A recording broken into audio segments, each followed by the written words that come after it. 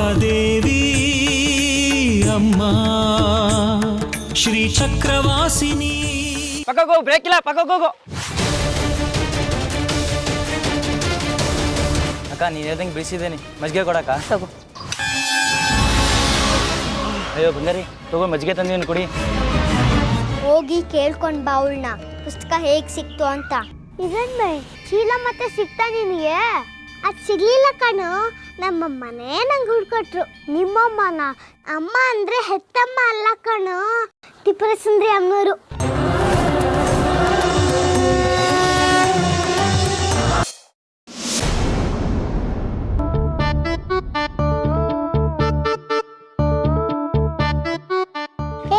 ಏನಾಯ್ತು ಪ್ರಕಾಶ, ಮುಖ ಗಂಟಾಕೊಂಡ್ ಬರ್ತಿದ್ಯಾ?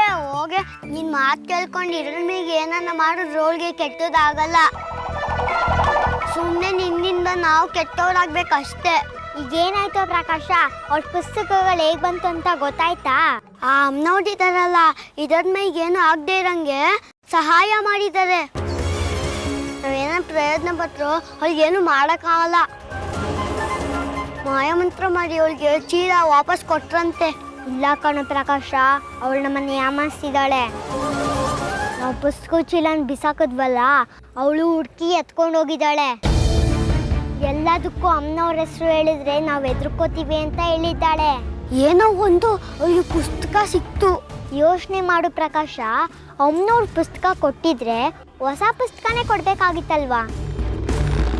ಹಳೆ ಪುಸ್ತಕ ಯಾಕೆ ಕೊಡ್ತಾರೆ? ಅವಳು ನಮಗೆ ಯಾಮಾರಿಸ್ತಿದ್ದಾಳೆ. ಇವಳಿಗೆ ವಿಷಯ ತಿಳಿದಿದ್ದು ಹೇಗೆ?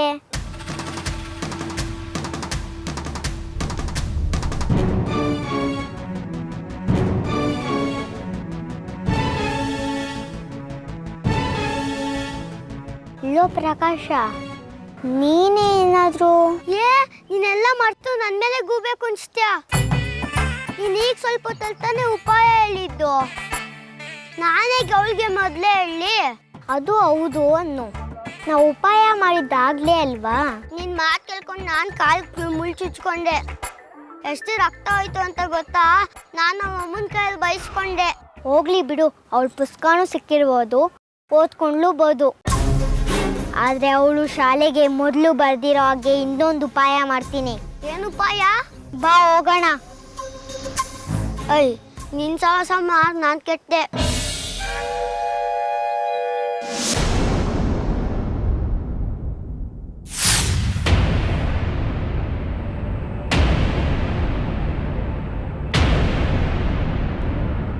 ಈ ಬಂಗಾರಿ ಮೇಲೆ ನಾನು ಕುಡ್ಸಿರೋ ಮತ್ತೆ ಕೆಲಸ ಮಾಡ್ತಿದ್ಯೋ ಇಲ್ವೋ ಅಂತ ನೋಡ್ಬೇಕಲ್ಲ. ಏನು ಮಾಡೋದು? ಮೊದಲೇ ಇವನಿಗೆ ನಾನು ಕಂಡ್ರೆ ಆಗಲ್ಲ. ಇನ್ನು ಅವ್ನು ಮುಂದೆ ಹೋಗಿ ನಿಂತ್ಕೊಂಡ್ರೆ ಕಷ್ಟ. ಮದ್ದೇನಾದರೂ ಸರಿಯಾಗಿ ಕೆಲಸ ಮಾಡಿಲ್ಲ ಅಂದರೆ ಪ್ರಾಣಕ್ಕೆ ಸಂಸ್ಕಾರ ಅಂತ ಆ ಮಂತ್ರವಾದಿ ಹೇಳಿದ್ದ. ಆದರೆ ಇವನನ್ನು ನೋಡಿದ್ರೆ ಅಂಥ ಪ್ರಮಾದ ಏನೂ ಆಗಿಲ್ಲ ಅನ್ಸುತ್ತೆ. ಹಾಗಿದ್ಮೇಲೆ ನಾನು ಹಾಕಿದ ಮತ್ತೆ ಕೆಲಸ ಮಾಡ್ತಿದ್ದೆ ಅಂದಂಗಾಯ್ತು. ಅಂದರೆ ಈಗ ಈ ಬಂಗಾರಿ ನಾನು ಹೇಳ್ದ ಕೇಳ್ತಾನೆ. ಆದರೆ ಇದರ ಪ್ರಭಾವ ಇರೋದು ಬರೀ 5 ದಿನ. ಅಷ್ಟರಲ್ಲಿ ನಾನು ನನ್ನ ಕೆಲಸ ಸಾಧಿಸ್ಕೋಬೇಕು. ಈಗ ಮೊದಲು ಅವನ ಮುಂದೆ ಹೋಗಿ ನನ್ನ ವಶೀಕರಣ ಅವನ ಮೇಲೆ ಏನು ಪ್ರಭಾವ ಬೀರಿದೆ ಅಂತ ಪರೀಕ್ಷೆ ಮಾಡೋಣ. ನನ್ನ ಬಂಗಾರಿ ತಾನೆ, ಬೈದ್ರೆ ಬೈಲಿ.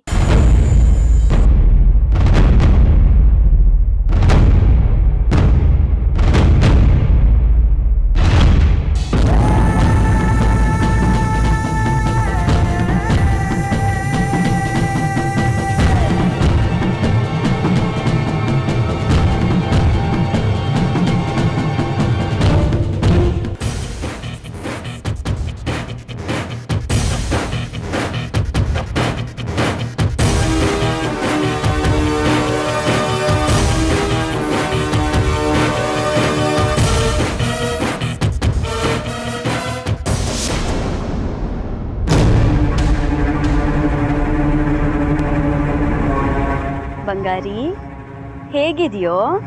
ಚೆನ್ನಾಗಿದ್ದೀನಿ ಅಂದರೆ ಚೆನ್ನಾಗಿದ್ದೀನಿ, ಚೆನ್ನಾಗಿಲ್ಲ ಅಂದರೆ ಚೆನ್ನಾಗಿಲ್ಲ. ನಾನ್ ಕಣೋ, ಕಲ್ಯಾಣಿ, ನಿನ್ ಪ್ರೇಮಿ. ನಿನ್ನ ಪ್ರಾಣಕ್ಕಿಂತ ಹೆಚ್ಚಾಗಿ ಪ್ರೀತಿಸ್ತೀನಿ. ಹೌದಾ, ಸಂತೋಷ. ಈಗ ನೀನ್ ಎಲ್ಲಿಗೆ ಹೊರಟಿದ್ಯಾ? ಅದು ಏನು ನೆನಪೇ ಆಗ್ತಿಲ್ಲ. ನಾನು ಎಲ್ಲಿಗೆ ಹೋಗ್ತಿದ್ದೀನಿ, ಯಾಕೆ ಹೋಗ್ತಿದ್ದೀನಿ? ಕಂಕ್ಳಲ್ಲಿ ಚೀಲ ಬೇರೆ ಇಟ್ಕೊಂಡಿದ್ಯಾ? ಮನೇಲಿ ತರಕಾರಿ ತರಕ್ ಹೇಳಿದಾರಾ? ಹ್ಞೂ, ನಿಂಬೆಹಣ್ಣು ತರಕ್ಕೆ ಹೇಳಿದ್ದಾರೆ. ನಿಂಬೆಹಣ್ಣ? ಯಾಕೋ, ನಿನ್ ಮದ್ವೆಗೆ ನಿಂಬೆಹಣ್ಣು ಉಪ್ಪಿನಕಾಯಿ ಹಾಕಕ್ಕ? ಇರ್ಬೋದೇನೋ. ಹೌದು, ನಿನ್ ಮದ್ವೆ ಅಂತೆ. ಯಾರ ಜೊತೆ ನಿನ್ ಮದ್ವೆ? ರಶ್ಮಿ ಜೊತೆನಾ? ರಶ್ಮಿನಾ? ಅವಳು ಯಾರು? ಅದೇ ಆ ಪೊಲೀಸಮ್ಮ, ಯಾವಾಗ್ಲೂ ನಿನ್ ಹಿಂದೆ ಮುಂದೆನೆ ಸುತ್ತಿರ್ತಾಳಲ್ಲ.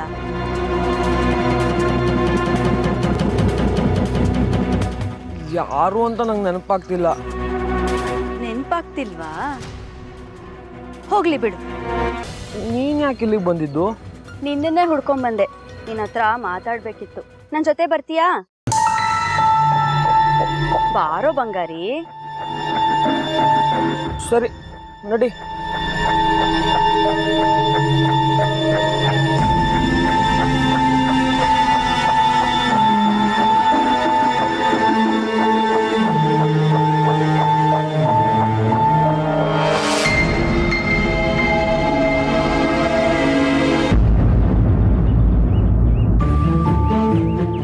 ಕೂತ್ಕೊಳ್ಳೋ ಬಂಗಾರಿ, ನೀನ್ ಹತ್ರ ತುಂಬಾ ಮಾತಾಡ್ಬೇಕು.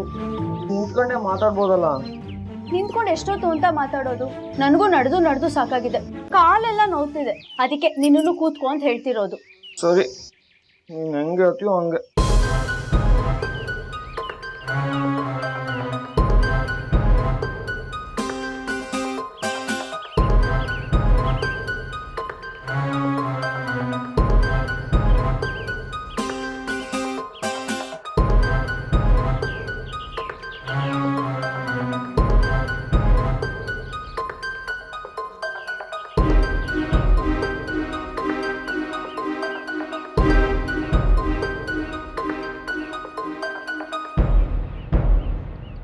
ಬಂಗಾರಿ, ನನ್ನ ಕೈಗೆ ಗೋರಂಟಿ ಹಾಕೊಂಡಿದ್ದೀನಿ. ಹೇಗಿದೆ ಅಂತ ನೋಡಿ ಹೇಳೋ.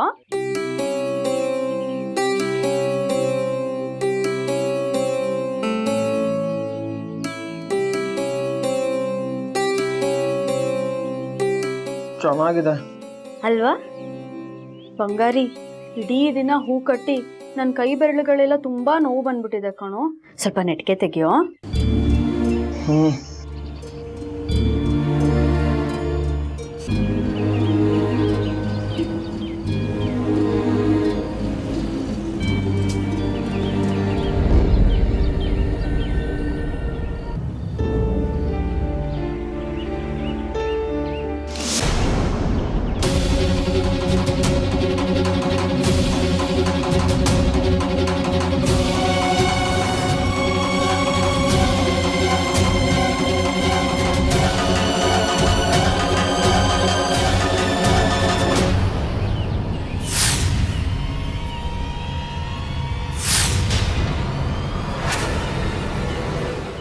ಬಂಗಾರಿ ಅವ್ರೆ,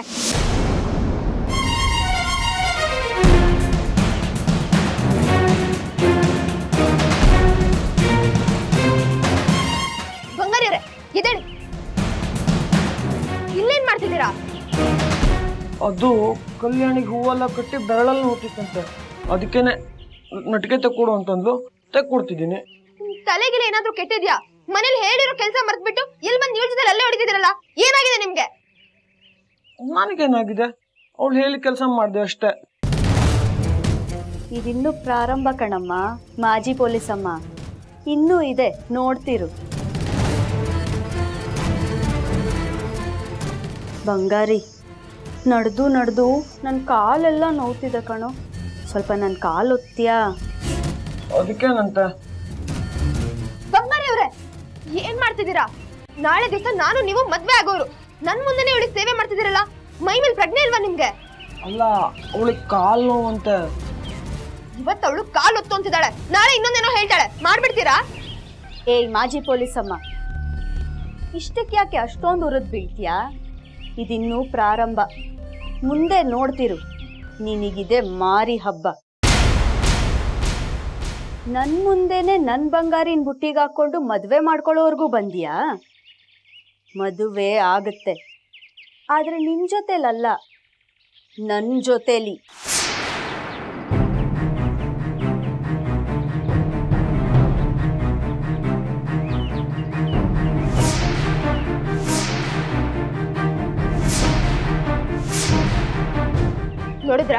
ನೋಡಿದ್ರ ಬಂಗಾರಿ ಅವ್ರೆ,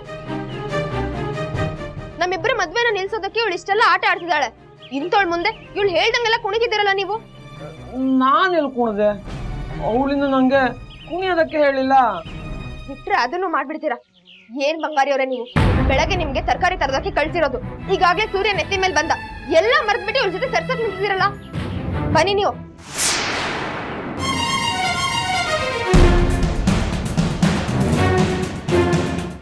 ಲೇ ಪೊಲೀಸಮ್ಮ, ಆಗಲ್ಲ ಕಣೆ. ಇನ್ನು ನೀನು ನನ್ನಿಂದ ಬಂಗಾರಿನ ಕಿತ್ಕೊಳ್ಳೋದಕ್ಕಾಗಲ್ಲ.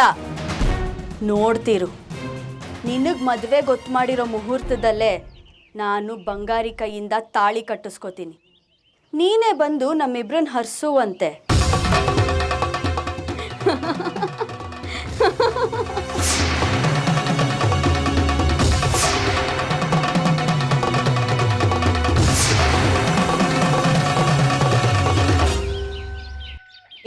ಅದೆಲ್ಲಿ ಹೋಗಿದ್ಯೋ? ನೀ ತರಕಾರಿ ತರ್ತೀಯ, ಬೇಗ ಅಡಿಗೆ ಮಾಡೋಣ ಅಂತಂದ್ರೆ ಬೆಳಗ್ಗೆ ಹೋದೋನು ಈಗ ಬರ್ತಾ ಇದೆಯಲ್ಲ, ಎಲ್ಲಿ ಸಿಕ್ಕದ್ನವ ನಿಂಗೆ ಇವನು? ಇವ್ರದ್ದು ಒಂದ್ ಅವತಾರ ಮುಗೀತು, ಇವಾಗ ಇನ್ನೊಂದು ಅವತಾರ ಶುರು ಆಗಿದೆ. ಇಷ್ಟ ದಿವಸ ಕಲ್ಯಾಣಿನ ದೂರ ತಳ್ತಿದ್ರು, ಇವಾಗ ನನ್ನೇ ದೂರ ತಳ್ಳಕ್ ನೋಡ್ತಾ ಇದಾರೆ. ಏನ್ ಹೇಳ್ತಿದ್ಯಮ್ಮ ನೀನು? ಇವರು ಇಷ್ಟೊತ್ತಾದ್ರೂ ಬಂದಿಲ್ವಲ್ಲ ಅಂತ ಹುಡ್ಕೊಂಡು ಹೋಗಿದೆ. ಇವ್ರು ನೋಡಿದ್ರೆ ಅಲ್ಲಿ ಕಲ್ಯಾಣಿ ಕೈ ನಟ್ಕೆ ತಕ್ಕೊಂಡ್ ಕೂತಿದ್ರು, ಅದು ಜನರು ಓಡಾಡೋ ಜಾಗದಲ್ಲಿ. ನೋಡ್ದವ್ರು ಏನ್ ಅನ್ಕೋತಾರೆ ಅನ್ನೋ ಪರಿಜ್ಞಾನನೂ ಇಲ್ಲದೆ ಮೈ ಮರೆತು ಕೂತಿದ್ರು.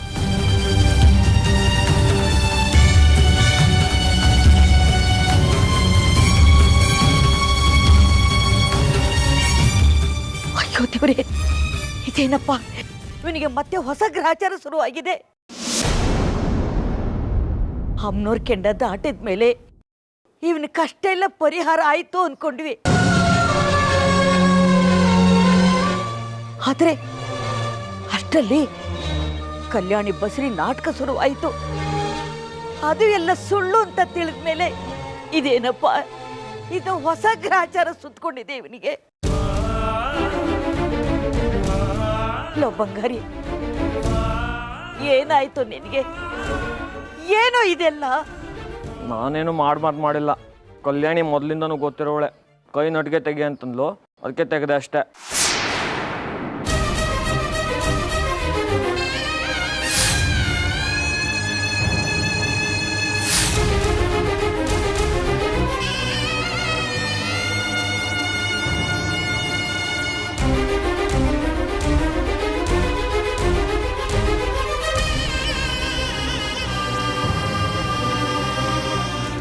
ರಶ್ಮಿ, ನೀನು ಇಲ್ಲೇ ಇದೀಯಾ? ಒಳ್ಳೇದಾಯ್ತು ಬಿಡು.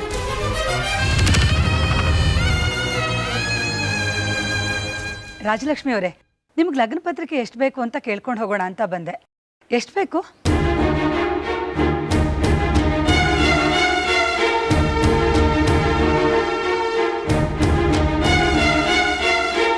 ನೀವೀಗ ಲಗ್ನ ಪತ್ರಿಕೆ ಬಗ್ಗೆ ಕೇಳಕ್ ಬಂದಿದ್ದೀರಿ. ಇಲ್ಲಿವನು ಇನ್ನೇನೋ ರಾಮಾಯಣ ಮಾಡ್ತಿದ್ದಾನೆ.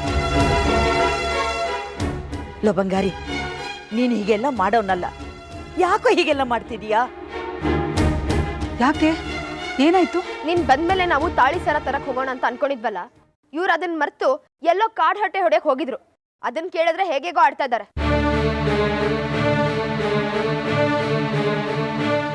ಬಂಗಾರಿ ಅವ್ರೆ, ನಮ್ ಮದ್ವೆ ಸಮಯದಲ್ಲಿ ನೀವ್ ಹೀಗೆಲ್ಲ ಮಾಡಿದ್ರೆ ನಾವೇನು ಅಂತ ತಿಳ್ಕೊಬೇಡ. ನೀವೇನಾದ್ರೂ ತಿಳ್ಕೊಳ್ಳಿ, ನಂಗೆ ಮಲ್ಕೋಬೇಕು, ನಾನು ಎಲ್ಗೂ ಬರಲ್ಲ. ರಶ್ಮಿ, ಏನಾಯ್ತೆ? ನಿನ್ನ ಮದುವೆನೇ ಒಂದು ದೊಡ್ಡ ಸಾಹಸ ಆಗಿದೆ ನಮಗೆ. ಗಣೇಶನ ಮದುವೆಗೆ 108 ವಿಘ್ನಗಳು ಅಂತಾರಲ್ಲ, ಹಾಗೆ ಏನೋ ಹಾಗೋ ಹೀಗೋ ಆಗಿ ಒಂದು ನಿರ್ಧಾರನೂ ಆಯಿತು. ಎಲ್ಲ ಸುಸೂತ್ರವಾಗಿ ನಡೀತಾ ಇದೆ ಅನ್ನೋಷ್ಟರಲ್ಲಿ ಇದೇನೇ ಹೊಸ ರಾಗ ಶುರುವಾಗಿದೆ. ಏನಾಗಿದೆ ರಾಜಲಕ್ಷ್ಮಿ ಅವರೇ? ಏನಾಗಿದೆ ಅಂತ ನೀವಾದರೂ ಹೇಳಿ.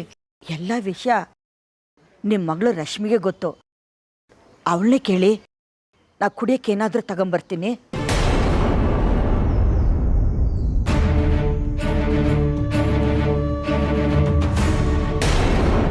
ಅಮ್ಮ, ನೀನೇನೋ ತಲೆ ಕೆಡ್ಸ್ಕೋಬೇಡ.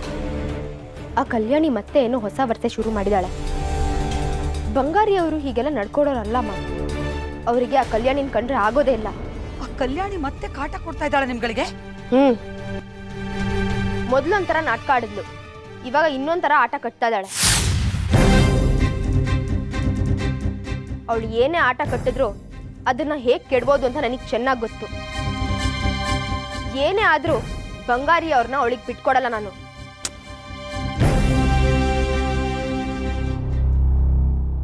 ಎಲ್ಲ ನಿನ್ ಭ್ರಮೆ ಕಣೆ ಪೊಲೀಸಮ್ಮ.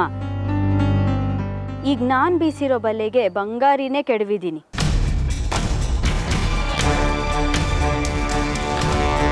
ನೀನ್ ತಿಪ್ಪುರ್ಲಾಗ ಹಾಕಿದ್ರು ಅವನನ್ನ ನನ್ನ ಬಲೆಯಿಂದ ಬಿಡಿಸ್ಕೊಳಕ್ಕಾಗಲ್ಲ.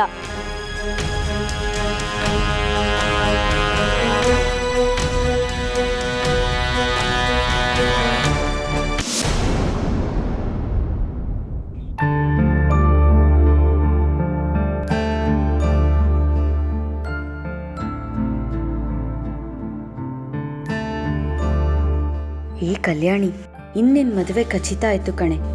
ನಿನ್ನ ಬಂಗಾರಿ ಮದುವೆಗೆ ಇನ್ನೇನು ತಡೆ ಇಲ್ಲ. ಬೇಕಾದನ್ ಪಡ್ಕೋತಿದೀಯ. ನೀನೇ ಎಷ್ಟು ಭಾಗ್ಯವಂತೆ.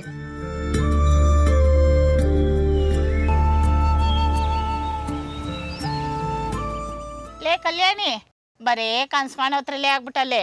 ನಾನು ಹೇಳ್ದಂಗೆ ನನ್ನ ಮೊಮ್ಮಗನ ಮದ್ವೆ ಆಗಿದ್ರೆ 4 ಮಕ್ಳು ಎತ್ಕೊಂಡು ಸುಖವಾಗಿರಿವಲ್ಲೇ ಮುದೇವಿ. ಸಾಕ್ ಸುಮ್ನಿರಾಜಿ. ನೀನಿನ್ನು 1000 ಸತಿ ಹೇಳಿದ್ರು ನಾನ್ ನಿನ್ ಮೊಮ್ಮಗನ್ ಮದ್ವೆ ಆಗಲ್ಲ. ಅವ್ನ್ಗೇನ್ ಕೆಲ್ಸ ಇಲ್ಲ, ಕಾರ್ಯ ಇಲ್ಲ. ಯಾವಾಗ ನೋಡಿದ್ರು ಬೀದಿ ಬೀದಿ ಸುತ್ತಾ ಇರ್ತಾನೆ. ಅವನನ್ನ ಕರ್ಕೊಂಡ್ಬಂದು ನನಗ್ ಕಟ್ಟಕ್ ನೋಡ್ತೀಯಲ್ಲ, ಅವನಿಗಿನ್ನ ನಿನಗೆ ದುರಾಸೆ ಜಾಸ್ತಿ. ಆಹಾ, ಬಂಗಾರಿ ಏನು ದೊಡ್ಡ ಮಹಾರಾಜ ಅಲ್ಲ, ದೇವಸ್ಥಾನದಲ್ಲಿ ಚಪ್ಲಿಕಾಯನು. ಅವ್ನ ಮದ್ವೆ ಆಗಕ್ಕೆ ನೀನೇನೇನೋ ಅವತಾರ ತಾಳ್ದೆ, ಎಲ್ಲ ಟುಸ್ ಆಯ್ತು. ಈಗ ನಿನ್ನ ನೇರ ಮದ್ವೆ ಆಯ್ತಾರೆ. ಸುಮ್ನೆ ನನ್ ಮಾತು ಕೇಳು, ನನ್ನ ಮೊಮ್ಮಗನ್ನ ಮದ್ವೆ ಮಾಡ್ಕೋ. ನಿನ್ ಜೀವನದಲ್ಲಿ ಚೆನ್ನಾಗಿರ್ತೀಯ. ಈ ಜನ್ಮದಲ್ಲಿ ನಾನು ಮದ್ವೆ ಅಂತ ಆಗೋದಾದ್ರೆ ಅದು ಬಂಗಾರಿನೇ. ನಿನ್ಗಿನ್ನ ಬಂಗಾರಿ ಹುಚ್ಚಿಬಿಟ್ಟಿಲ್ವೇ? ಬಂಗಾರಿಗೆ ರಶ್ಮಿ ಜೊತೆ ಮದ್ವೆ ಗೊತ್ತಾಗದೆ ಆಗ್ಲೇ ಮದ್ವೆ ತಯಾರಿ ಎಲ್ಲ ನಡೀತಾ ಇದಂತೆ. ಊರಲ್ಲೆಲ್ಲ ಬರೇ ಅದೇ ಸುದ್ದಿ. ಇನ್ನು ಯಾಕೆ ಅವನ ಮೇಲೆ ಆಸೆ ಇಟ್ಕೊಂಡಿದ್ದೀನಿ ನೀನು? ಆಗ್ಲಿ ಆಗ್ಲಿ, ಊರೆಲ್ಲ ಸೇರಿ ಆ ರಶ್ಮಿ ಬಂಗಾರಿ ಮದ್ವೆ ತಯಾರಿನೂ ಮಾಡ್ಕೊಳ್ಳಿ. ಆದ್ರೆ ಮದ್ವೆ ಅಂತ ಆಗೋದು ಆ ರಶ್ಮಿ ಬಂಗಾರಿಗಲ್ಲ, ಈ ಕಲ್ಯಾಣಿಗೆ, ಆ ಬಂಗಾರಿಗೆ. ಅದಕ್ ಬೇಕಾದೆಲ್ಲ ವ್ಯವಸ್ಥೆನೂ ನಾನ್ ಮಾಡ್ಕೊಂಡಿದ್ದೀನಿ. ಮಾಡ್ಕೊಂಡಿದ್ಯಲ್ಲ, ಬಟ್ಟೆ ಬರೋ ವ್ಯವಸ್ಥೆನ.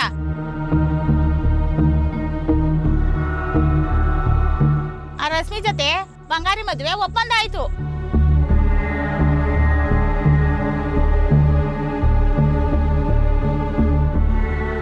ಏ ಅಜ್ಜಿ, ಈಗೇನು ನಿನ್ ಮೊಮ್ಮಗನ್ನ ನಾನ್ ಮದ್ವೆ ಆಗಲ್ಲ ಅಂತ ನನ್ಗ ಶಿಕ್ಷೆ ಆಯ್ತು ಅಂತ ನೀನ್ ಹೇಳೋದು? ಹಂಗಲ್ಬೇಕಲ್ಲೇಣಿ, ಇನ್ನೆಷ್ಟ್ ದಿವಸ ಅಂತ ಈ ಕಳ್ಳಾಟ ಆಡ್ಕೊಂಡಿರ್ತಿ? ಸುಮ್ನೆ ನನ್ ಮೊಮ್ಮಗನ್ ಜೊತೆ ಮದ್ವೆ ಆಗಕ್ ಒಪ್ಕೋ. ನೋಡಜ್ಜಿ, ನಾನ್ ಜೀವನ ಪೂರ್ತಿ ಮದ್ವೆ ಆಗ್ದಿರಬೇಕಾದ್ರೆ ಇದ್ಬಿಡ್ತೀನಿ. ಆದ್ರೆ ಆ ನಿನ್ ಡಬ್ಬ ಮೊಮ್ಮಗನ್ ಮಾತ್ರ ನಾನ್ ಮದ್ವೆ ಆಗಲ್ಲ. ಇದನ್ನ ನೀನು ತಿಳ್ಕೊ. ಜೊತೆಗೆ ಆ ಬಂಗಾರಿನೂ ಯಾರಿಗೂ ಬಿಟ್ಕೊಡಲ್ಲ. ಇದನ್ನ ಸರಿಯಾಗಿ ಅರ್ಥ ಮಾಡ್ಕೊ ನೀನು. ಈಗ ಅವ್ನಿನ್ ಸ್ವಲ್ಪ ದಿವಸ ನಾನ್ ಹೇಳ್ದಂಗೆ ಕೇಳೋದು. ಕೂತ್ಕೊ ಅಂದ್ರೆ ಕೂತ್ಕೋತಾನೆ, ನಿಂತ್ಕೊ ಅಂದ್ರೆ ನಿಂತ್ಕೋತಾನೆ. ಓ, ಹಾಗಾದ್ರೆ ಇದೆಲ್ಲ ನಿಂದೇ ಕರಾಮತ್ತು ಅಂತ ಹೇಳು. ಓ ಕಲ್ಯಾಣಿ, ನೀವಿಬ್ರು ಸೇರಿದ್ರೆ ಬೆಂಕಿ ಎತ್ಕೊಳ್ಳೋದಂತೂ ಖಂಡಿತ. ನಾನೇನ್ ಬರ್ತೀನಿ. ಏ ಕಲ್ಯಾಣಿ, ನಿಜ ಹೇಳು, ಮುಂಚೆ ಬಂಗಾರಿಗೆ ನಿನ್ ಮುಖ ಕಂಡ್ರೆ ಆಗ್ತಾ ಇರಲಿಲ್ಲ. ಇವಾಗ ನಿನ್ ಕರೆದ ತಕ್ಷಣ ಬರ್ತಿದ್ದಾನೆ. ನಿನ್ ಕೈ ನೆಟ್ಕೆ ತೆಗಿತಿದ್ದಾನೆ. ನೀನ್ ಹೇಳ್ದಂಗೆ ಕಾಲು ಒತ್ತಿ ಸೇವೆನೂ ಮಾಡ್ತಿದ್ದಾನೆ. ನೀನು ಅವನಿಗೇನೋ ಮಾಟ ಮಂತ್ರ ಮಾಡಿಸಿದ್ಯಾ ಅಲ್ವಾ? ಮಾಟನೂ ಇಲ್ಲ, ಮಂತ್ರನೂ ಇಲ್ಲ. ನಾನ್ ಬಂಗಾರಿನೆಷ್ಟು ಪ್ರೀತಿಸ್ತೀನಿ ಅನ್ನೋದು ಅವನಿಗೆ ಅರ್ಥ ಮಾಡಿಸ್ದೆ. ಅದಕ್ಕೆ ಅವನಿಗೂ ನನ್ನ ಮೇಲೆ ಪ್ರೀತಿ ಬಂದು ನಾನು ಹೇಳ್ದಾಗ ಕೇಳ್ತಿದ್ದಾನೆ. ನೀನ್ ಮಾಡ್ದಾಗ ಏನು ನಾನು ಮಾಡಿಲ್ಲ. ನಾನು ಮಾಡ್ದಂಗೆ ಅಂದ್ರೆ ನಾನೇನ್ ಮಾಡ್ದೆ?